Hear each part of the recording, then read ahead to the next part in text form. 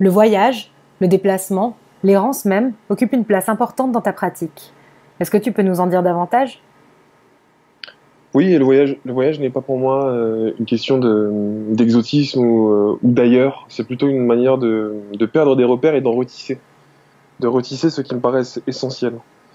Tu vois, je pourrais être dans une forêt ou un quartier tout près de chez moi et pourtant je pourrais commencer déjà à m'interroger sur mes habitudes.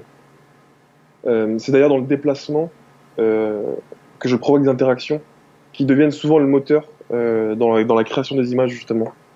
J'ai besoin de me sentir impliqué physiquement, de me déplacer, de chercher pour faire ces images. C'est précisément ce que Guy Debord a caractérisé par la notion de dérive urbaine, en désignant une manière de découvrir la ville par l'errance. En quittant la passivité avec laquelle on peut aborder nos itinéraires habituels et quartiers, le but de cette approche, qui préconise une errance consciente, consiste à se laisser guider par les effets que la ville peut produire. As-tu la conviction que les lieux impactent nos sentiments et comportements? Et si oui, comment choisis-tu les lieux que tu explores? Il y a dans ces choix, pour moi, une grande part d'instinct, mais aussi de longs échos que m'ont offert certaines lectures et certaines rencontres.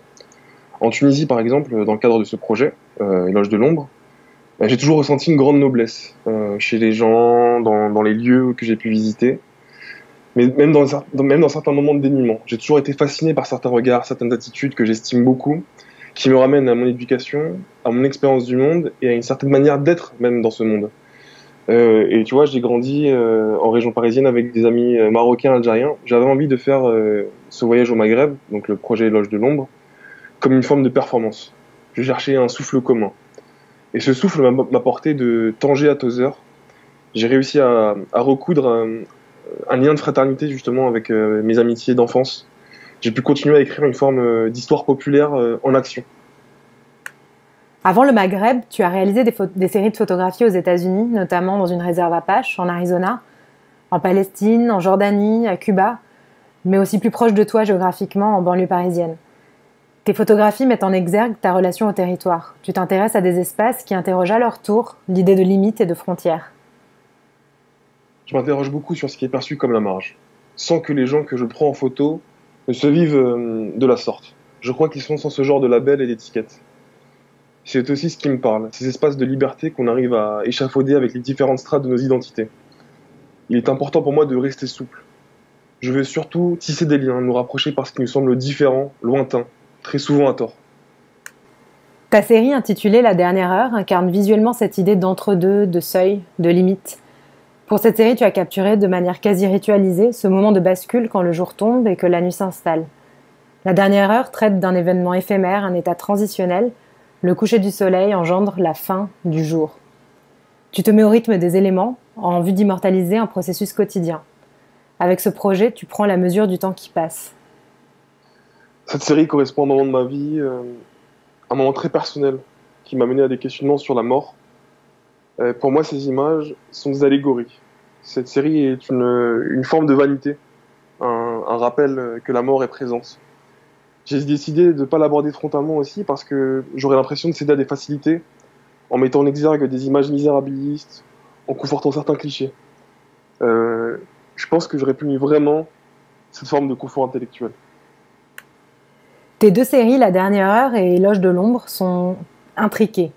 Le paysage s'y offre comme une prolongation de l'âme et le ciel y occupe une place primordiale. Le ciel constitue sans doute l'élément le plus approprié pour reconnaître cette infinie puissance de la nature, puisqu'il allie l'altitude de la transcendance, la coexistence harmonieuse de contraires et de pluralité, et la régularité exemplaire de ses phases.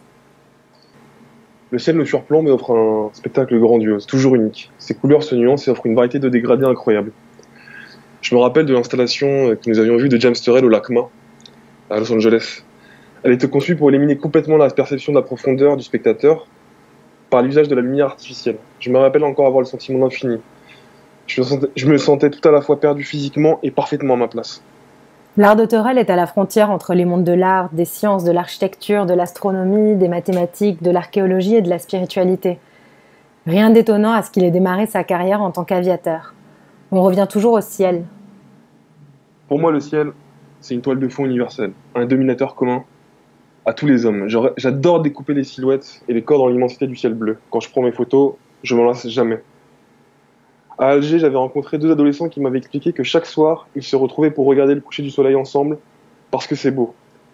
J'avais été particulièrement touché par cette capacité à s'arrêter et s'interroger sur ses propres habitudes. Entre ce projet et Éloge de l'ombre, il y a un glissement de ce qui est regardé vers le regardeur. C'est toute une histoire du regard. Peux-tu nous parler de la jeunesse du projet, Éloge de l'ombre? Bah oui, le projet s'est transformé au fil du temps. À l'horizon lointain, il y avait le livre Éloge de l'ombre de Tanizaki. L'ouvrage traite d'un concept aussi esthétique que spirituel, le wabi-sabi. Wabi faisant référence à la plénitude et la mélancolie que l'on peut éprouver face à la nature et à la solitude, alors que le sabi évoque plutôt la sensation du travail du temps. Éloge de l'ombre de Tanizaki, c'est une ode à la simplicité et à la discrétion, contre le tape à l'œil et les clinquants, en vue d'apprécier la beauté des choses modestes et altérées par le temps. J'ai parcouru la Tunisie, le Maroc et l'Algérie en ayant à l'esprit que de la patine du temps, des imperfections pouvaient naître une grande noblesse. Je suis parti de ce concept pour en venir à la connexion entre les gens, à quelque chose de plus sensuel. L'exposition à la boîte présente 11 photographies issues de la série Éloge de l'ombre. Au centre, un triptyque reprend les thèmes principaux que l'on retrouve au sein de la série. D'une part, la ville, l'urbanité, puis les paysages, la nature, le désert ou la mer, et enfin, les hommes, les relations qu'ils entretiennent. Dans tes photos, on trouve de nombreux symboles de liens et de connexion, des mains qui se croisent, des entrelacs architecturaux, des paraboles. J'ai souhaité interroger le mythe de l'universalité, alterner des moments de méditation, d'introspection et des moments de connexion. La série Éloge de l'ombre, c'est une ode au Maghreb. On remarque la connexion entre les photographiés et leur environnement, mais il y a également une connexion entre le photographe et son sujet. Comment te positionnes-tu vis-à-vis de ce que tu photographies? Mettre en avant la fraternité, est-ce une pensée politique? Oui, il me semble impossible de ne pas être politique. Il faut embrasser cette dimension, même si j'ai pas envie de faire des beaux discours. J'ai surtout envie de retracer ce qui préexiste chez nous, les liens de solidarité que nous tissons dans le temps, dans des événements, des lieux, des gestes de l'infiniment petit, que parfois nous ne voyons plus.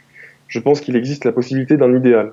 Ces images, je les conçois et les espère comme des portes qui s'ouvrent à des moments de conscience individuelle et collectif.